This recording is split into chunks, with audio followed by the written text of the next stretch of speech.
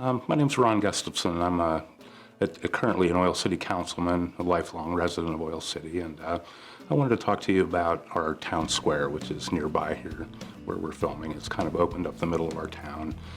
It addressed a large blighted block of buildings that had been basically abandoned by their owner and was becoming a real detriment to Oil City. It was moldy, crumbling, the roof had caved in, so forth. So back in 2010, at that point, I was chairman of our redevelopment authority, and we were just newly reorganized at the time. We had really no assets whatsoever, but around the corner from this building is our county economic development agency. It's the Oil Region Alliance, and they had been bringing people into Venango County, trying to entice business and grow business in Venango County. Unfortunately, everybody that they brought into the county, where they were bringing by this large blighted block we called the Brody block.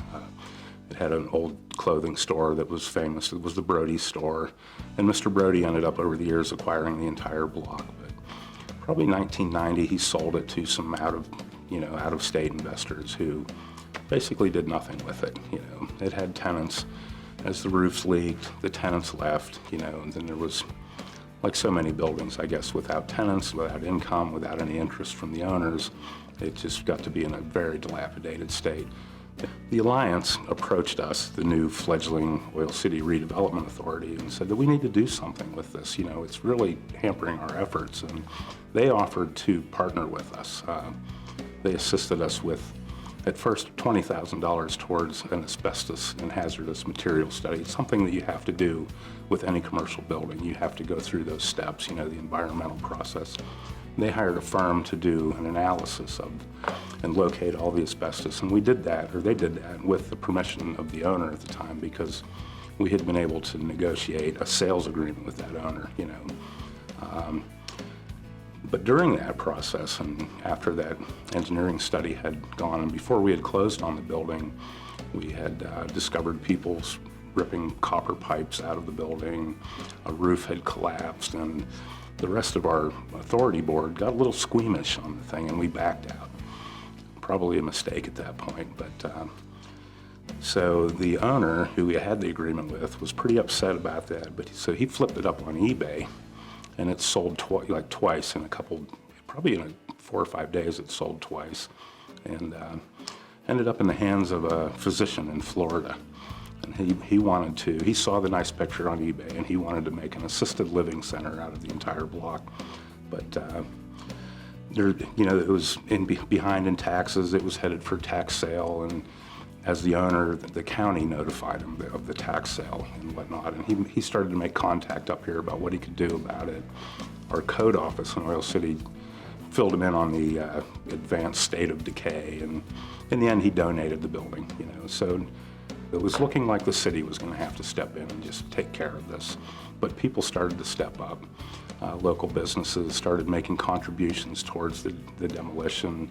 The local charitable trust, the Phillips Trust, stepped up with $40,000, and people started to take notice.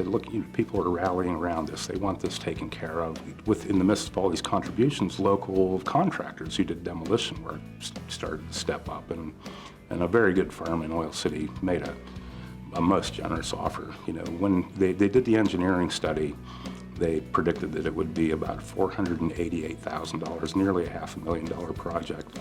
We had a local firm offer to remove the building and fill the site for less than $150,000.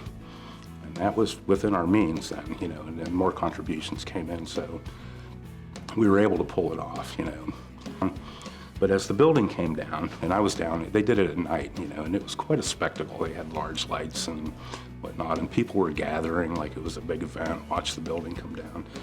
As it came down and they filled the site, I looked and was like, oh my, look at this. This is like a whole new town.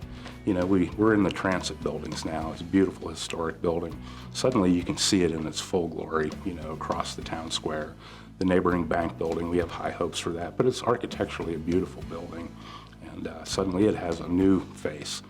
That building next door, the bank building, had never been seen that way before because it was newer than the Brody block, so we never had that viewpoint of it. And hopefully that'll give that building some life, and it's certainly done good for this building, and we hope, the other buildings around.